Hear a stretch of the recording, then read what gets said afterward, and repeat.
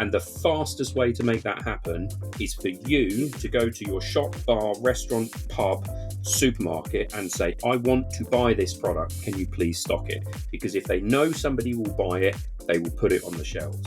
A beer that was like 40% ABV. What? Yeah, it was like another one of their many publicity stunts. They were like, right, we're going to brew a beer that's 40%. And they did quite a few of them. One of them was called Nuclear Penguin or something like this. I'm a big believer in, and I definitely won't name brands at all because now I am going to be derogatory about some brands, but made it very clear at that point that this is our trademark and yes, you can use it, but you need our permission and or you need to pay us for it. Then I think that would be different. But I think that, in my opinion, they've left it too late. Hi, Low No Nation, and welcome to this week's conversation on the Low No Drinker podcast. Founded in 2016, I believe, by school friends and bandmates. I need to know more about that, definitely. Big Drop is a multi-award-winning 0.5% beer brand. Their range includes 5 beers plus a raft of specials, one-offs and collabs. The range includes a Galactic Milk Stout, about which our resident beer reviewer for Low No Drinker magazine, Martin Dixon, said, "The mouthfeel is perfect and there is just a touch of dark chocolate on the finish. The added lactose brings a delicious sweetness here which balances everything perfectly. This is a smooth and elegant beer which has no rough edges whatsoever." They also produce the Paradiso Citra, which we reviewed, and Martin said about this zesty IPA is made with a blend of 5 different hops and retains the brightness and clarity you would expect. Pale and inviting in the glass, it's a joy to drink.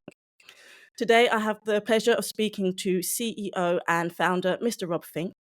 We have a lot of topics to cover, including his recent battle with Alcohol Change UK and their plans for expansion into lands like Australia, Singapore, and the US. That's on top of the 13 or so countries that they are already in. And we'll also discuss how you can be a part and support that growth as well. So without further ado, that is enough from me. Thank you very much, Rob. How are you doing today? Hello. Yes, I am doing very well. Thank you very much.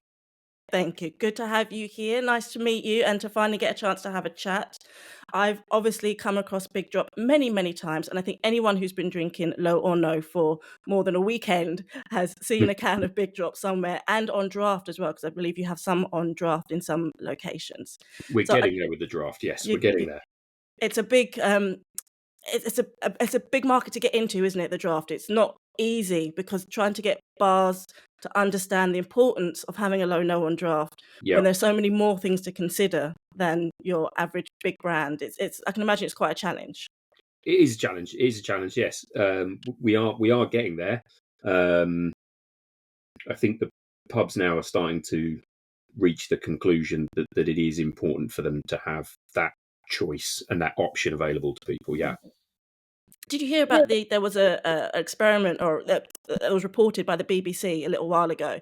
They had a couple of pubs, I think they were up north, and they had them replace their regular draft with AF, and they found that, well, not all of it, obviously, a few lines, and they found that there was no downtick in turnover, but there was an uptick in sale of alcohol-free options, showing that the pubs didn't lose any money, but people bought more alcohol-free draft. I've always argued that would be the case, and I was very pleased to see that survey come out. I think it was the University of Bristol that did it, and they had about half a dozen pubs, and as you say, they just subbed out one line for an alcohol-free beer, and that was exactly the result that they saw. And my view has always been, and it's only, we don't have the money or the resource to go and do huge amounts of research and, get data on this. But the example that I always use is that my local pub is an amazing pub, it's a fantastic pub, and I spend a huge amount of time in it.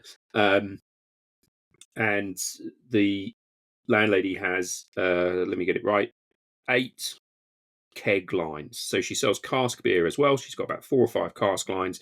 She's got 8 keg lines. And on those, and I'll name the brands because they're all good brands, and I, really happy to drink all of them. So we've got, she's got Adnams Dry Hopped Lager, which is a good dry hop lager from my sort of the Suffolk Brewery Adnams from where I am.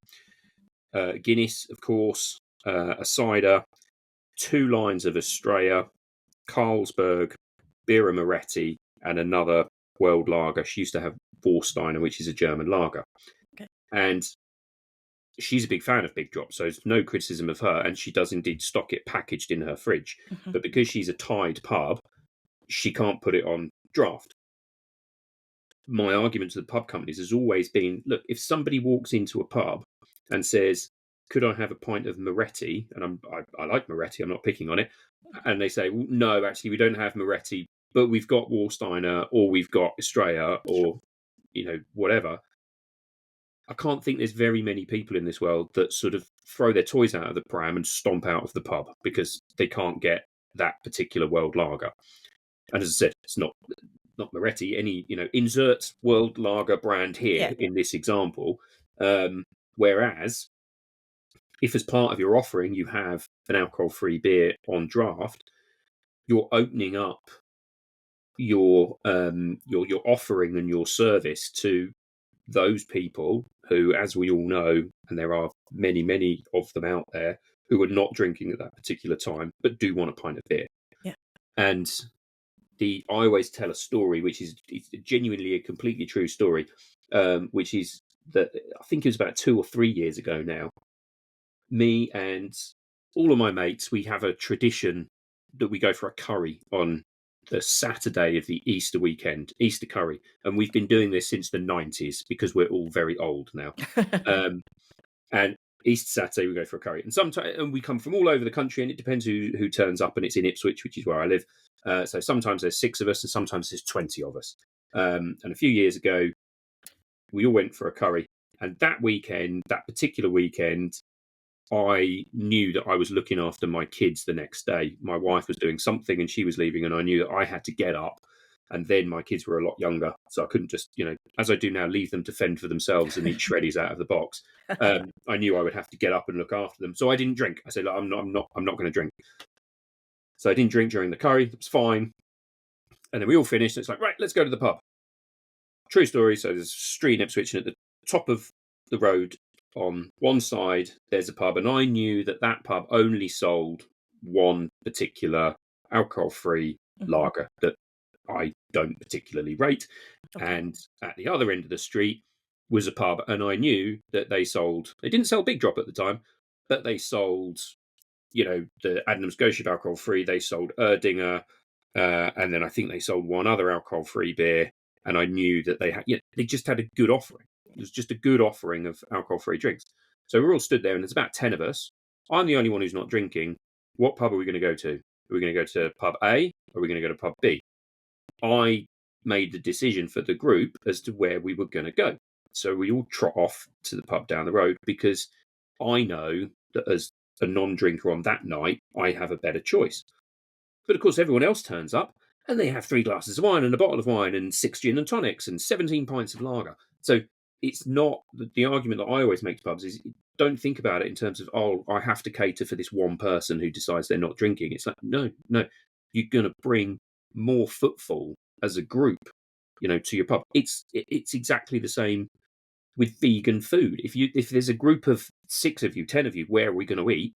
Well, we're going to go where, well, maybe we might not go to a completely vegan restaurant if you've got 10 meat eaters and 1 vegan, but you're going to go to the place that's got the best plant-based food options. So that's my argument to sort of pub companies whenever we're talking to them. But it's still hard. They go, oh yeah, that sounds right. Yeah, no, we're not going to do it. You're absolutely right, and it's about people looking at the bigger picture, isn't it? It's not just, oh yeah, I've got to have this on the lines, and we've got to have this one brand for this one person that comes in. It's about the people that they bring with them. It's about the reputation that you grow for caring for your guests, about wanting to deliver something more than just the bog standard. And 10 guests in one evening, that's a lot of money. That's a lot of turnover.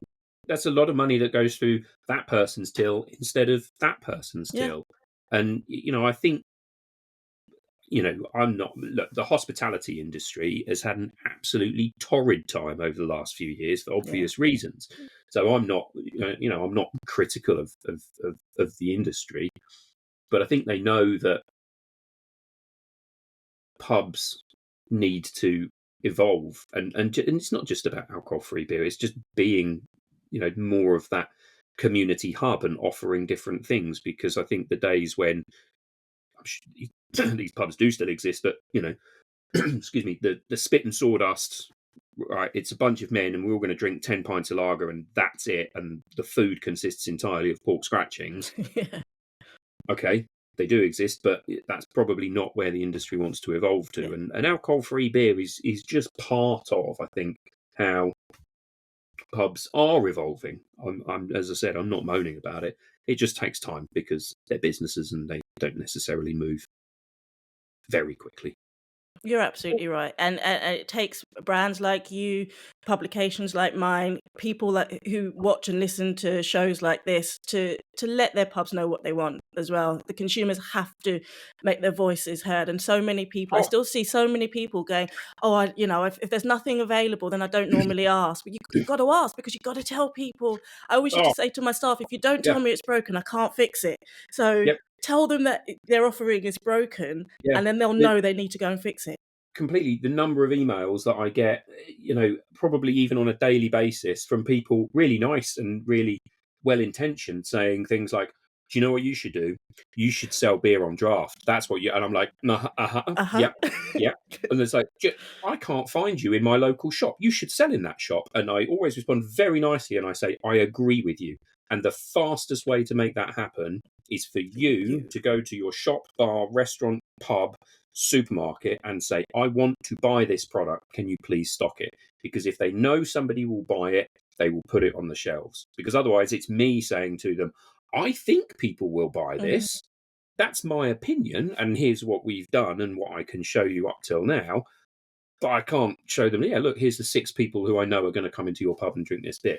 So you're absolutely right. It's about the consumers. I don't, I come from a very different background. I was a lawyer for a long time before I started this, so I have no, or not. I do now, but at the time I didn't really understand, the power that the consumer has. You just walk into a pub and say, "Oh, you don't have this beer. If you put it on, I will drink it and I will Yeah. pay you for it." As simple as that. And, oh, right, okay. Yeah, who sells that? What's the brand? Where do I get it from? That's the key. It happened here. I live in a place called Carshalton, which is just on the outskirts of London, and it's a Mhm. very small sort of villagey sort of feel. And a new wine bar opened up a few months ago, and I went and I said, "Oh, this is gorgeous! It's lovely. All the wooden tables and the flowers in the corner, all those lovely bits." And I had a look around, and the guy was showing me around, very proud. And I said, "So, question: do you have any alcohol-free or low alcohol wines?" And he looked at me blankly. I was like, "Okay, that's a no then." He went out of his way. He went and got 2 different wines to put on his shelves. The next time he saw Yep, me walking past, because it's one of those places where you catch people as they walk past, yep, he was yep, like, "Hiya, just so you know, I got these in." And it was wonderful. A couple of yep. weekends later, a group of friends, we all went out for a drink. And where did we go? We went to the wine bar. And he Of came course you did. over so happily, giving me the bottle of wine, said, "Do you want this one or do you want this one?" And then came back and asked me, "How was it? Was that a good wine? Did you enjoy Yeah, it? Have I got yeah, the right one in?"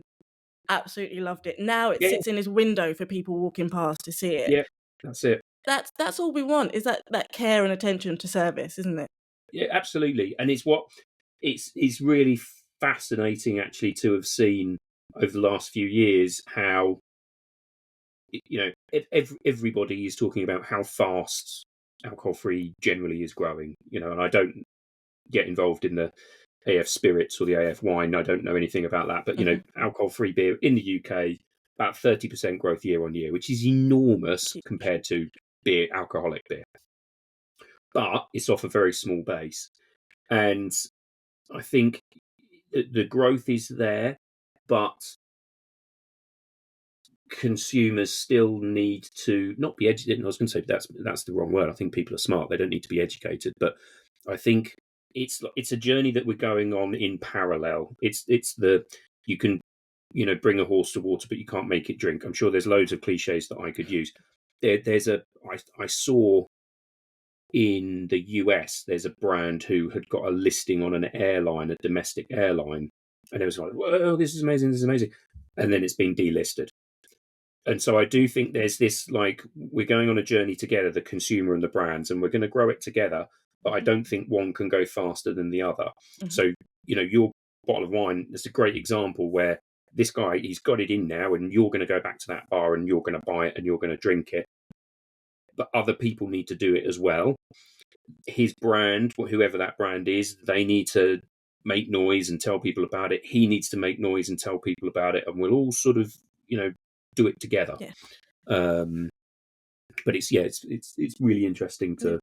You're right. It's a joint effort, isn't it? It's no one faction that is responsible for the growth of the market, and in no market is that true. There's no market that exists in a vacuum of just this industry going, yeah, we're going to be huge, and all of a sudden they're making millions. You have to take people with you, and I do think I don't think that education is necessarily the wrong word. I think it is. It's it's in its purest form. It's just educating, informing, sharing that knowledge, and letting people know that these options exist and that these are the ways that you can enjoy them.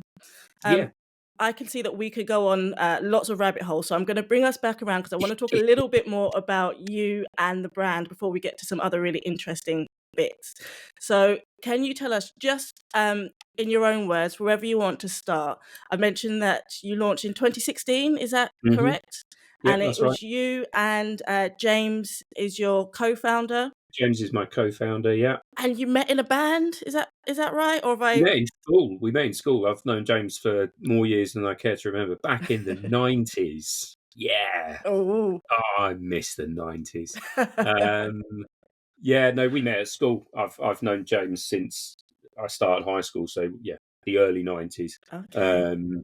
And there were two rival bands in my high school. Ooh. Dark Seed, that was me. Too much rock for one hand. Got to have double devil's horns. Okay. And James was in Brome. Ooh, we didn't like Brome. Okay. Anyway, so we got to know each other, and it was all very friendly and nice. And then we played gigs and whatever. And then so you were like the Oasis and the Blur of your high school. Exactly. It was just like, exactly. rock rivals, but grittier. Yeah, that's right. Rivals with bad leather coats and dodgy hair. I'll tell you a funny story. I grew my hair long. So I started growing it when I was about 15. This has no relation to alcohol-free drinks, but it's quite a funny story. So I grew my hair long, excuse me, until I was about 16 or something like that. And it got down to my shoulders. It was like shoulder length. I used to wear it in ponytail. Sometimes it was down. Anyway, I was in a shop. I always remember this. I was in a shop with my mum in Colchester, and I had it down, and I was walking around. It was a clothes shop, and I turned around and I thought I was going to bump into someone. I said, "Oh, I'm sorry," like that. And then I realised it was a mirror, and I was about to bump into myself. And then the third thing that I realised was that I thought I was going to bump into a girl. And so I was like, oh dear. Okay, right. No, we're getting rid of that. So then the hair came off.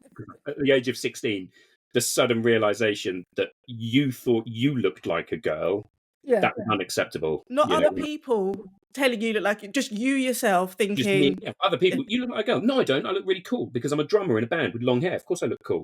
But I just realised in that moment I looked like a girl. And the hair was gone. And the hair was gone. Yeah, that was it. Anyway, so no relation to drinks.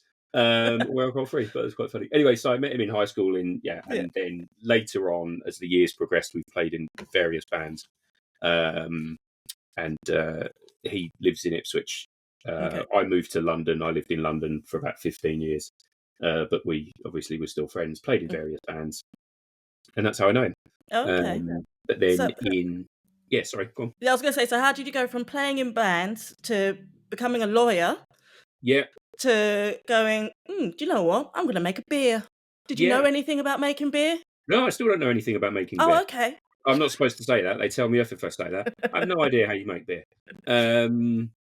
So what happened? So as it turns out, Dark Seed was never destined for greatness, which was probably unsurprising. So I became a lawyer instead, worked in London. But the sort of the origin story really is that I'd started my own law firm. So I'd set up a law firm with another guy in the city. He did all the hard work, all the law, and I went out and did the networking and business development. And that was sort of It's really, really sexy. I was an insurance lawyer. Yeah, Ooh. I know. It just sounds awesome, doesn't it? Sounds wonderful. It does. But actually, the insurance industry was just at the tail end of what was quite a hedonistic time for the insurance industry. So it was notorious for, deals being done at, 6 p.m. after a 5-hour lunch over brandies on the back of a napkin, that kind of thing. Right. And so business development did involve a lot of standing in pubs in the afternoon, requiring hollow legs in order to consume vast quantities of Young's Ordinary Ale, which, as I always say, if you've just turned 30, is quite a good way to make a living. So that's what I did. So I did all of that stuff, and then my then business partner, he did all the hard work when I got the cases in. But what that meant was that I did all my drinking back to front. So I drank during the day because it was my job. So then I'd sort of, roll home at 6 p.m, half cut, not every day, but it's a couple of days a week I'd roll, and it's like 6 or 7 p.m, or you'd go out for dinner with someone after that, and you just end up drinking too much. And then we had our first kid in 2014, and the issue became that what you can't do is put away 7 pints of ale and come home and give a baby a bath. They don't like that. Best mix. Mums don't like it. Social services don't like it. Just generally, no one's a fan. No one's a fan. Yeah. So it's like, what I didn't do, like air quotes, normal people with normal jobs. You work, you have a sandwich at lunchtime, you come home, you give the baby a bath, you put the baby to bed, and then you have a glass of wine. That's the order in which normal people do it. I was drinking back to front. So I decided that the answer to that was I just stopped drinking. So I didn't drink. Mm-hmm.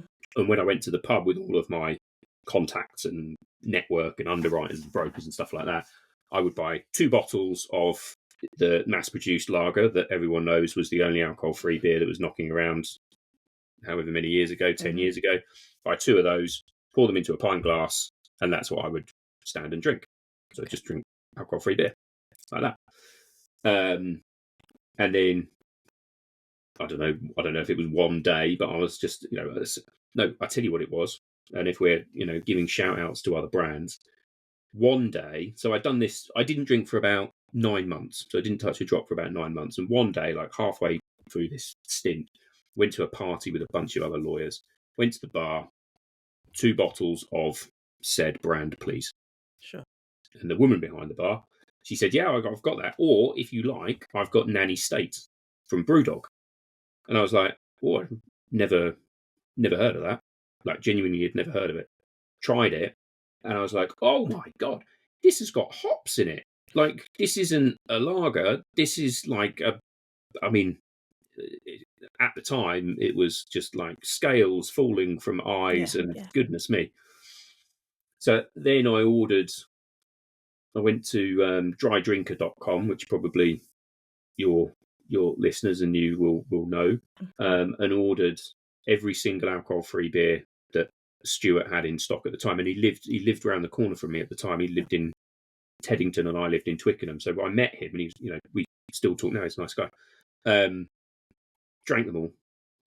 But what I realised was, apart from this Nanny State that I'd found, there was no craft beer in that selection. So what you could get were lagers or German Weiss beers, wheat beers, but that was about it. I think there was one dark beer from the Czech Republic, Czechia is it called now, I think, called Bernard, I think it was, which was quite nice. And the one that I couldn't find was a stout. It was the stout. And I like darker beers. So I'm not really, if the mercury tips 25, I'll have a lager. But under 25, it's literally the darkness of my beer increases with the lower the temperature. And because we live in the UK, I drink a lot of dark beer.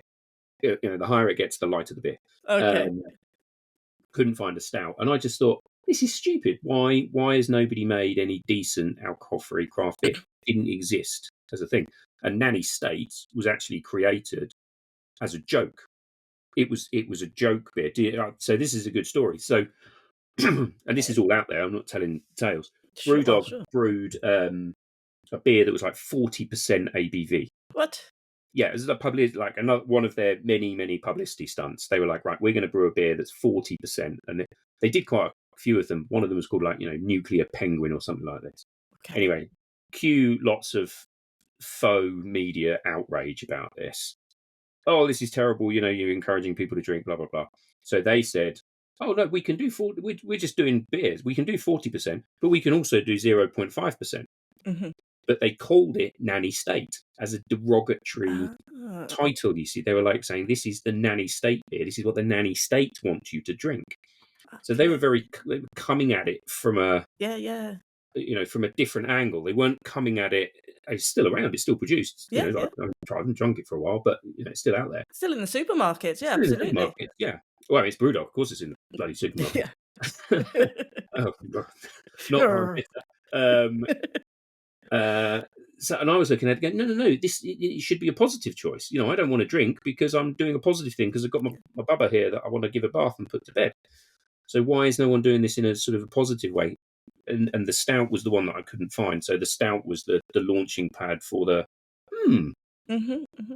what if I did this?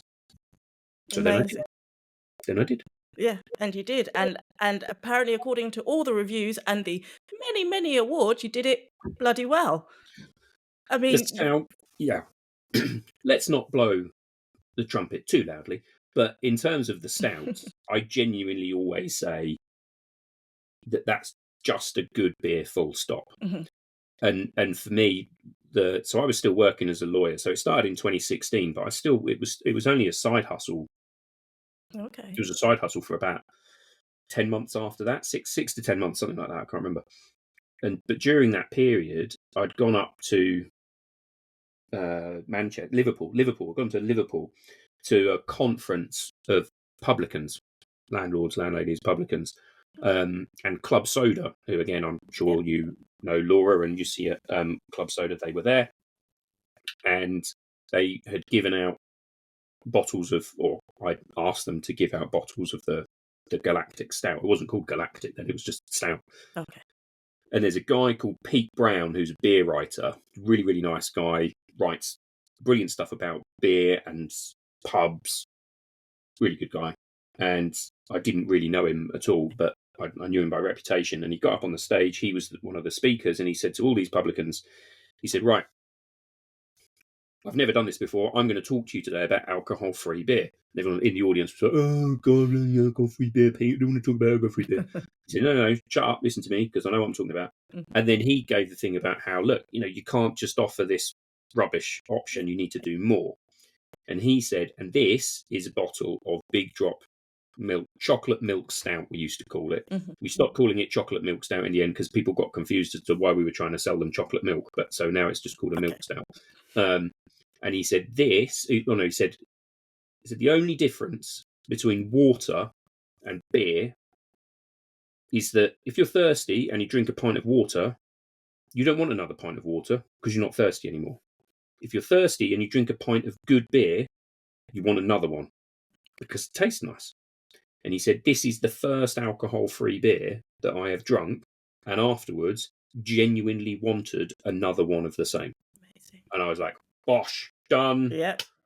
There we go. I'll have that. Job done. So I do genuinely think it was the first beer we ever made.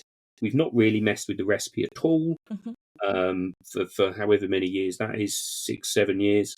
Nearly 8. Oh, God. But yeah, I do think it's a good beer. Well, I mean, you say not to blow the trumpet too loudly, but I was having a look on your website at your awards, and my fingers got tired of scrolling. It's hats off to you. If I wore a hat, I'd be taking it off right now because you've got the range, you've got 5, as I mentioned in the introduction. You then do lots of collaborations and one-off specials, and you've expanded this from a side hustle. You're living the entrepreneur's dream, which is to go from side hustle to international concern. Because it is more of a nightmare. I will be honest. Okay. Oh dear, don't tell them that. No, no, yeah, you're supposed to say you live the dream, aren't you? No, I am having a good time. I'm having a good time. So tell me about the expansion then, because I understand. So you're in 13 countries at the moment, but you're looking to go into some more territories. Is that correct? So the way that we built the business was we've always used contract breweries to produce Big Drop. So we've never owned a brewery. I have no desire to build a brewery or run a brewery. We've used other breweries to produce our beer. Okay. So that does mean that we have produced beer in UK, we've done it in Canada, we've done it in Australia, and we do it in the US. We knocked Canada and Australia on the head because it was too expensive to keep those markets going. Okay. Although they did very well. And we are exported from the UK into about 13 different countries, most of them in Europe. But we still contract brew in the US, and it's gone well. It's gone very well in the US, and we are probably about to sign an agreement for Singapore. So somebody in a brewery in Singapore will produce Big Drop beer, and then it will be sold there. And I took the view when we started that if the thing about alcohol-free beer is it's still a very tiny percentage of total beer volume in any market. So it's growing fast, but as I said, off a small base. Yeah. So in the UK, I think it's now about 2% of total beer volume, which is about twice what it was, 5 or 6 years ago. And you've got markets like Spain, 11%, Germany, 16%. But that is by far and away the biggest market for alcohol-free beer. US, still just about less than 1%. So what that means, though, is that if you want to build a business which has a meaningful revenue for a beer business, my view was always that you had to go wide. The traditional view on how you build a successful brewing company is that you go deep, not wide. So, and there are plenty of very good craft breweries that do just that. Mm-hmm. So they set themselves up in Bristol, Leeds, Manchester, London, whatever it is, and their focus is right. We want to own this area here. We could never do that because you can't get big enough if the total revenue that we could generate in, say, East Anglia, where I am, mm-hmm. is only, and you're never going to get. I'm not going to get 2% of total beer volume. I'm probably going to get, best case scenario, I'm going to get 10% of 2%, because guess what? Other brands are available and they have more money and size and people than I do. So if you go, tap away at a computer and go, well, that doesn't stack up to a business. So you have to go national, and then in my view, you have to go wider as well. So that was the driver behind taking it overseas. Yeah, it brings to mind the analogy, the sort of the big fish in a small pond, or a small fish in a big. Is that the right way around? Yeah. That's it. But it is just that you're right. You could stay where you are and do your best to dominate this one sector and one area, and you'd probably be very well known and respected in there. But then there is a cap, isn't there? There's only so much you can do in that one geographical location. Yeah, that's it. And the market will grow. It will get bigger. But I think there was something that came out the other day that said if growing at the speed that it's growing at the moment, mm-hmm. to get to 10% of total beer volumes, it would take until 2050 or something like that. It was, that's a long. I don't intend to be doing this when it's 2050 if I'm lucky enough to still be around. So that was my view. So other people have done it differently, but that's what we did. But, and I think that people are attacking this from different angles, aren't they? And there are brands that are doing this different ways. It's a case, I think, only time will tell. And completely. We're only going to know what's going to work best once it's worked. It's so new. It's so small in comparison to total beer sales. And you're right, the growth is phenomenal, but percentage-wise, it's still really small. That there's nobody can know. Somebody asked me the other day, how are we going to know when this is? I said, I don't know.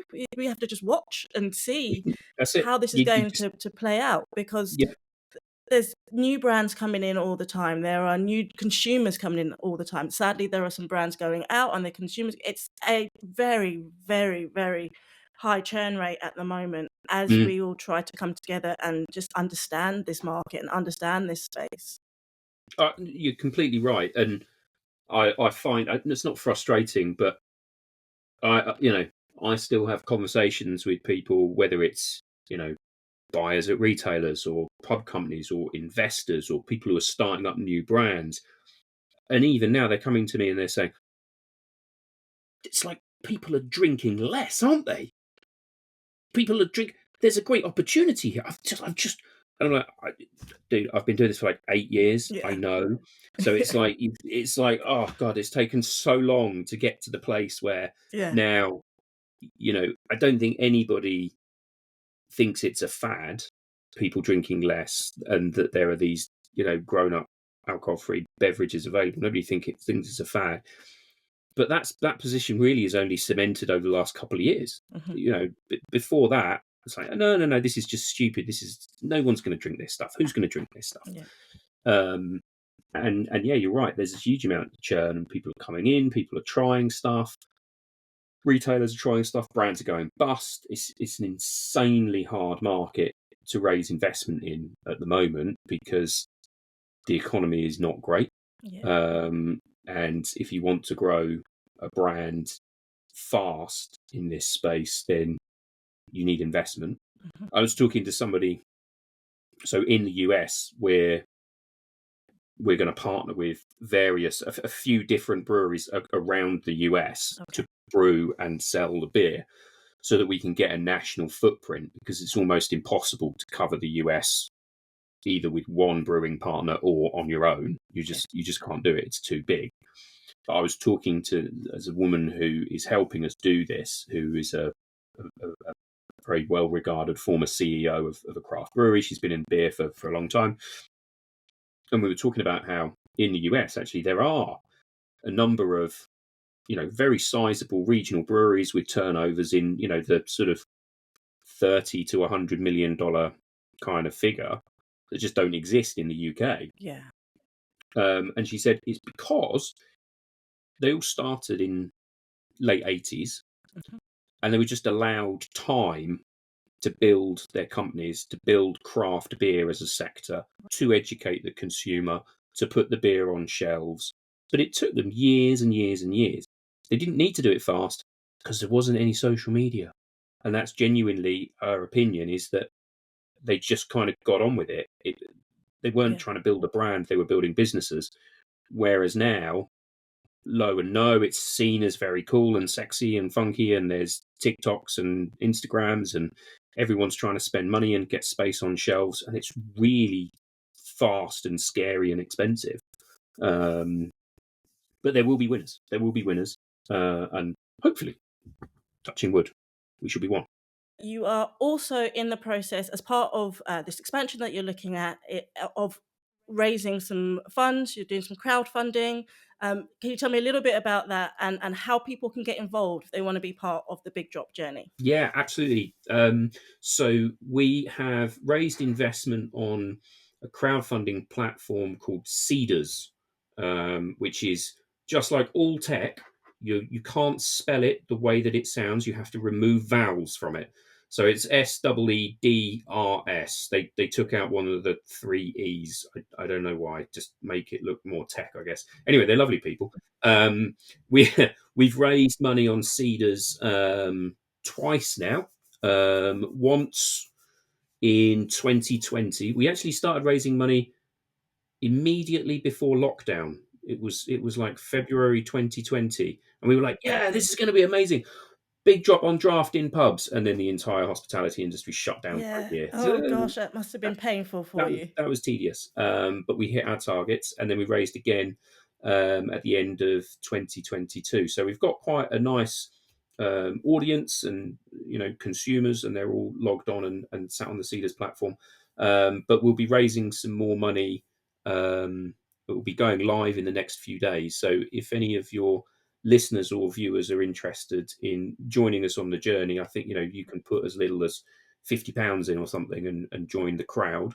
And there are various perks available depending on how much you invest. So you get free beer, free t-shirts, free glasses. Become a little drop in the Big Drop journey.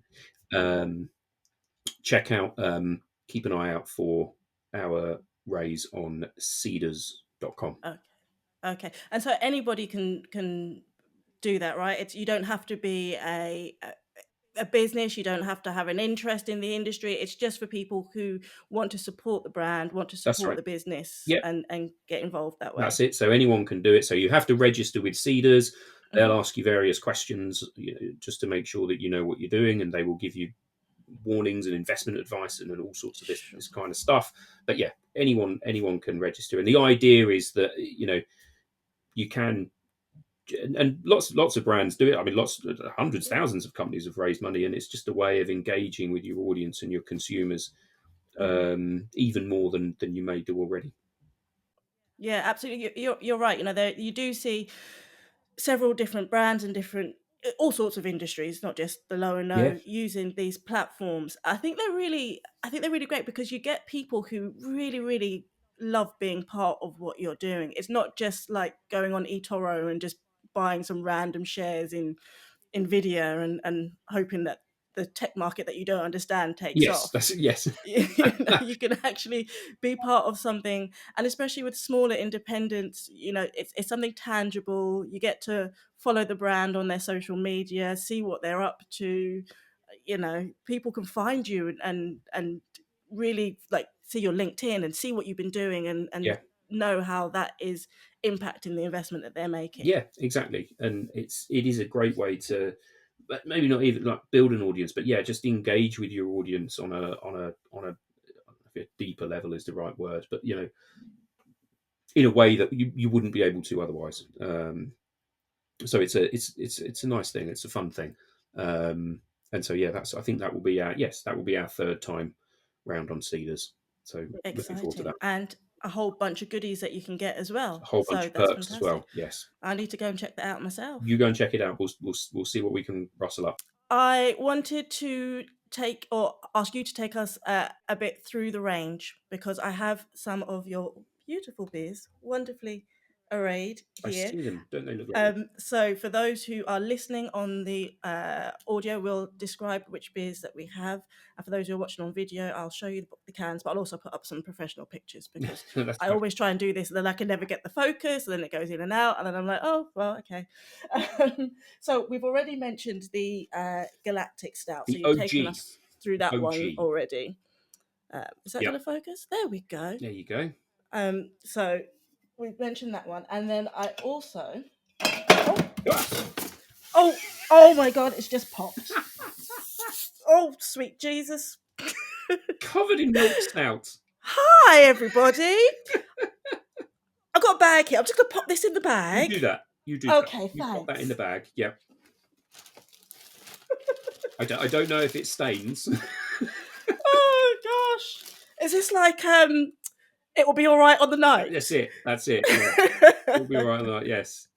Do you know what? Wonders of modern technology. I could edit all that out, but I think I'm just going to leave it in. That's just what happens. It's that kind of authenticity. Money can't buy that. You can't buy that. And also, when my husband comes home and says, "Honey, the house stinks of beer," you'd be like, "Yes." Then I could show. Yeah, there's a reason for it. So, take two. Yes. We were also talking about the Citra IPA. Citra IPA. Yep. So which has Galactic Stout on the side. So yeah, the IPA that actually started as a special. So the stout came first. Then I think the Pine Trail Pale Ale, which I can see there as well. So we've got that one. That's that one there. That's that one there. So they're all very distinctive. You can see the Big Drop whenever you're it is literally having a search for it. Drop. You can't miss them. That's it.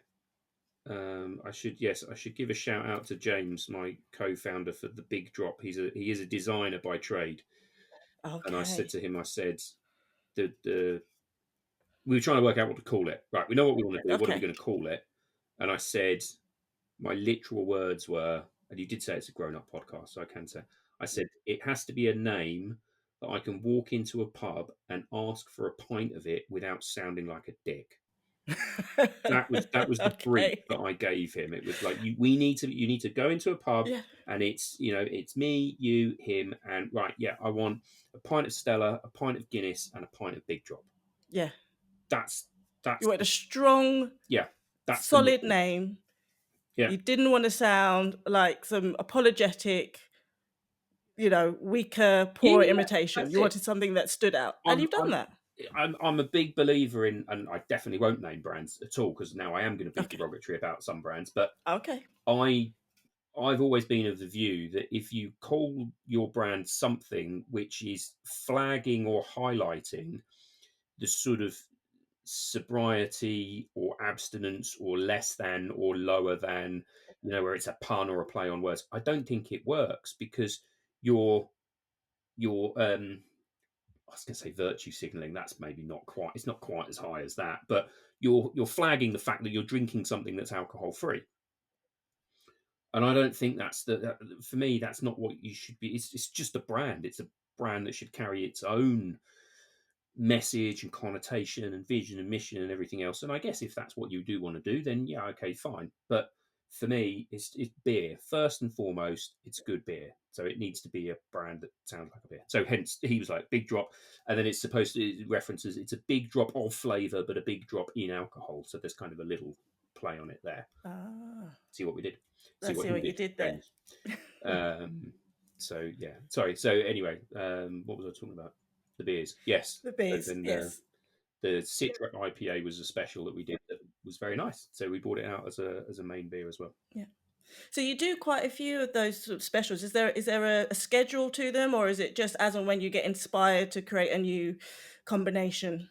It used to be whenever I felt like doing it. So I would the one of the benefits of being the founder is that you just get to say, right, everybody, we're going to do this now, and everyone goes, oh yeah, okay, Rob, yeah, fine. Okay. Um, Yes, boss. yes, boss, exactly. But I did always want it to be positioned as craft beer. Sort of is mainstream craft beer is how we always articulate it. But I think an important part of the craft beer scene, generally over the last however many years, has been that element of collaboration where brands cross over. And so you'll get breweries working together, you'll get breweries and brands working together. And I wanted to be part of that ecosystem. I wanted to sit in that craft beer ecosystem. So I think we did two different 4-packs. So we did a 4-pack collaboration with UK breweries and a 4-pack collaboration with Nordic breweries. So Iceland, Norway, Sweden, Finland. And then we've done a couple with other brands. We did one with a coffee brand, one with a cycling brand. So yeah, it's more like when the mood takes us rather than any particular schedule. No plan. It's just a feeling. Oh, I haven't got a plan. There's no plan. No. I wanted to touch on something that's been in the Lono news lately. Your team kindly sent me some information about a dispute that you had with the team at Alcohol Change Mm-hmm. UK. So, for those who may or may not be aware, Dry January has been going now for, I think it's 11 years here in the UK.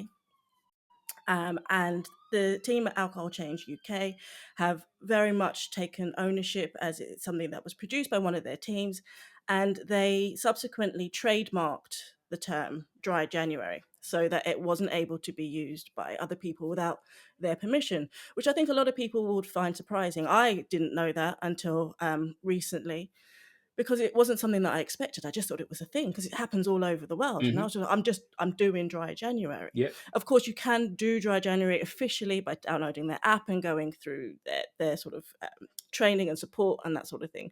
But you can also just turn to your mate and go, yeah, I'm doing dry January and I'm not drinking. Yep. So they trademarked that name, and you disagreed with that decision to expand their trademark to all Mm. low and no producers, establishments, shops that might want to use the term. Can you tell us a little bit about what happened there and what happened in the end? Yeah, sure. So obviously, I can't speak for Alcohol Change UK, and they'll have their own view on all of this. So I think it was either not January 24, but possibly January 23, where various drinks brands were doing what we do in dry January, which is saying, hey, if you're doing dry January, you should drink some Big Drop, some whatever, insert alcohol free brand here. And Alcohol Change UK started to reach out to the brands and say, you can't use dry January without our permission because we have trademarked it, or we have applied to trademark it. And I was like, well, sounds very strange to me because, like you, I didn't know that there was any kind of protection there, and I did think, well, that seems a bit generic to me. I'm not sure that's a thing that's capable of being trademarked. Um, Now, I'm not an intellectual property lawyer. As I said, insurance law was my bag. If you ever have a policy dispute with an insurance company, please feel free to come and see me and I'll give you some discounted advice. Not a problem at all. Intellectual property law, no idea. So spoke to some lawyers, and the and I think I did vaguely know this, but there are different categories that you can trademark your name in. So, for example, Big Drop carries a trademark in the category of drinks. There are various different categories, but all around drinks, we own that trademark in lots of countries around the world. I think there's like a design agency in New York that's called Big Drop something, and they have a trademark in their category. So they couldn't produce a drink called Big Drop, but I couldn't do something in their category. So there's different categories. So exactly, because if you just trademarking Big Drop all over the world for everything ever makes no sense. So it's all divided up. So Alcohol Change had a trademark for Dry January in a few categories, but they had applied to um, have that trademark extended to include drinks and also places that serve drinks, pubs, bars, restaurants, retailers, etc. But that application, I think, was pending or was still going through. I spoke to the lawyers and I said, I'm not sure about this. I just think this is too generic. Do we have a case to challenge that application for a trademark? And their advice was, yes, you do.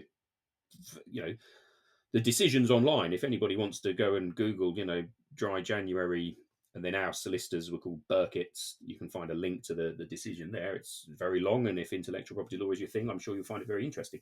But ultimately, the decision was that they weren't able to obtain the trademark in that category.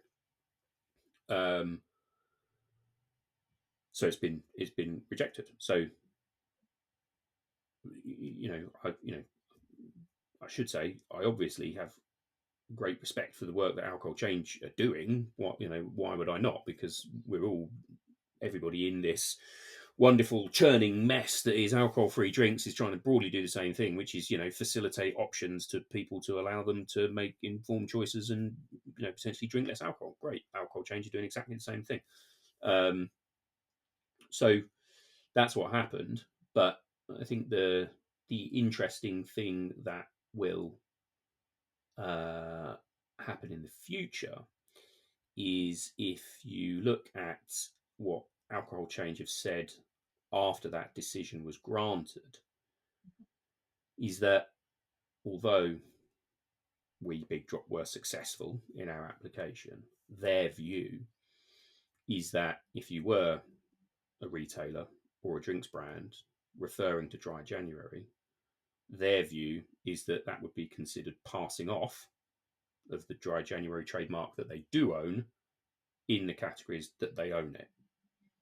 So whether they are right in that assumption or statement, though, is something on which I am not qualified to expand because I'm not an intellectual property lawyer, and it hasn't been challenged yet. But I suspect that what will happen is next January we'll find out. Indeed, because I think obviously this is whether people love the dry January concept or not. 'Cause I know even within our industry, there are some brands that don't like to be part of dry January because they don't feel that they want to encourage the the short abstinence with an end goal. Yeah. Which turns into an excessive celebration, which, let's face it, if most people who've done dry January have done it like that, I've done it like that myself. But I think that the majority of brands, services within the low-no space will and do participate in dry January and encouraging it and sharing it with their people, with their teams, with their tribes. And it, like you, obviously a huge fan of what Alcohol Change UK do. I particularly like their approach of not vilifying either alcohol or people who drink in whichever way they do, but providing resources to say, okay, you decided you've had enough, let me help you in the next stage. Yeah. And I think that's fantastic, and it should be made clear that should continue to be supported because it's really important for people. I think it has come to the point now where it's just such a big movement that it can't be contained. And I think that what will happen is that, unfortunately, if AC UK do decide that they want to fight everyone who does use the Dry January moniker from next January going forward, they're going to be spending a lot of time doing a lot of paperwork for something that's not going to turn out in their favor. Because at the end of the day, this is like a juggernaut now. You can't stop this, and you can't stop. If they were to go after every single brand, every single venue, every single establishment that used the term dry January, they'd need to employ an entire department to do that. Rightly or wrongly, depending on how you feel about it. I think dry January is one of those things, it belongs to the people now. Yeah, look, I mean, I think that's right. I think that's right. As I recall, and I could be wrong, but as I recall, they applied for a trademark for dry January back in 2013, the first, and in these sort of limited categories. But I think yes, I agree with you. If they had taken the decision then, when it wasn't, that's 11 years ago, when, it existed, but not to a huge extent. Yeah. But if they'd taken the view then to apply in all the categories, and they had made it very clear at that point that this is our trademark, and yes, you can use it, but you need our permission or you need to pay us for it, then I think that would be different. But I think that, in my opinion, they've left it too late. And so therefore the cat's out of the bag, the horse has bolted, all of these. I do love a cliche. All of the analogies. Yeah. All the analogies. Well, absolutely, because I think the numbers for signing up to the Dry January app and program was something like 200,000 for this year, which is absolutely fantastic. The number of people who report that they themselves are doing Dry January is something like 9 million. So you can't fight that's it. I don't think you can. And as an ex-lawyer, I can tell you that even if you did want to, it would be very, very expensive. That's what I'm thinking. I mean, I'm not a lawyer, just in case you thought I might be. But I agree that it would probably be very expensive, very time-consuming. Yeah. Speaking of time, Rob, I have got 2 more questions before I let you go, if that's okay. The first, very importantly, is where should we send people that want to know more about you, more about Big Drop? They want to get a few cans in the fridge, on their shelves, not knock them on the floor and spread Galactic Milk Stout all over the only bit of the carpet that the kids hadn't destroyed. Where do we send people to go and get in touch? So you can go to the website. So we have the website, which is bigdropbrew.com. We have Instagram and Facebook pages as well. James, my co-founder, who is in charge of social media tells me that we're no longer on what he describes as the bin fire that was Twitter. So don't look for us on X because we're not there. Instagram I and don't think Facebook anyone is. on our website. If you would like to buy some Big Drop, as discussed, the first thing you should do is go into your local pub or bottle shop and ask them to stock it so you can buy it from them and support your local businesses. That's the first thing. You can buy us on Amazon if you wish. If you do not wish to give Mr. Bezos your hard earned pounds in order for him to not pay any tax on it, that's fine. Other online retailers are available, so you can get us on drydrinker.com and also wisebartender.com as well. Fantastic. And I will make sure that those are all listed and linked below for people so that they can go and find you. Great. I'll also put up a link to a blog post that I put up on the Low No Drinker blog about your dispute, with a comment from both yourselves and the team at AC UK. So if people want to know more about that, they can go and read that there and then get in touch with you with any questions that they have. No problem. My last question, Rob, is one that I ask everybody who comes on the show because I'm all about spreading the Low No love to the entirety of Low No Nation. So we had 2 days of sunshine earlier on this week. I remember it. Yeah, it was nice, wasn't it? Yeah, it was a nice summer, wasn't it? And during that time, many a barbecue was had. So I'd like you to tell me if you were attending one of those barbecues on a lovely sunny day, other than the amazing, amazing Big Drop, of course, which would be first on your list and anyone's list. What other low, no, or even mid-strength drinks would you be bringing with you to enjoy on a lovely sunny day? No problem. Right. So I have two for you. The first is a cider. I drink I do drink Big Drop, but I drink quite a lot of alcoholic beer because I like beer. But if I drink cider, I drink non-alcoholic cider, and the best one that I've tried comes from a brand called Sassy. Sassy cider. It's made in Normandy, and they do. What I quite like, though, talking about sort of mid-strength, is their ABV is generally quite low anyway. So there's a 0, there's a 2%, there's a 3.5, and there's a 5. So I mean, 5% you can do some damage on 5%, but you've got some great choices there. And the 0 is genuinely really good. I get quite grumpy when people say, "Well, that's just like fizzy apple juice, isn't it?" Actually, no. Drink it, and it's not. The good ones are. Yeah, The good ones. I've tried the Sassy, and you're right. It was one of the few that I've. As you open it, that's that smell. Yeah. It's got that proper alcoholic cider aroma to it, and you're drinking it, and I'm checking the bottle. Yeah.